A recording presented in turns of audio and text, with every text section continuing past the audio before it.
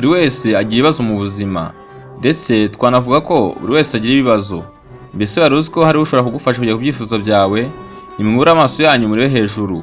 Ninde waremye biriya agashora ingabo zabyo mu mitwe zose akazihamagara mu mazina? Kuko afite imbaraga nyinshi akagira amaboko n'ububasha, nicyo gituma nta kimwe kizimira. Yesaya 40:26. Mbe na mbere Imana yararemye. Mbese ni cyo kintu cyiza waba warigeze kubona?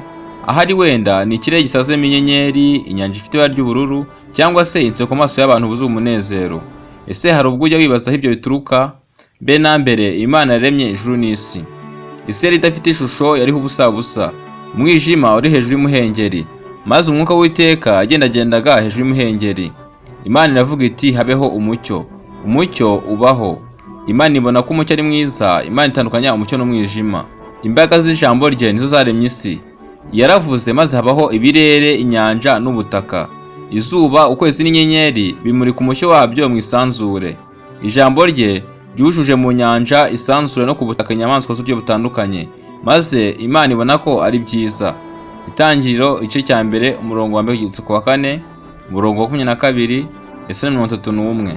Nubwo bimeze bityo, nanone muri ibyo byaremwe byose, yaba izuba ryuje umucyo cyangwa inyamaswa z'inyembaraga, nta na kimwe muri byo cyerekana ishusho yihariye y'Imana.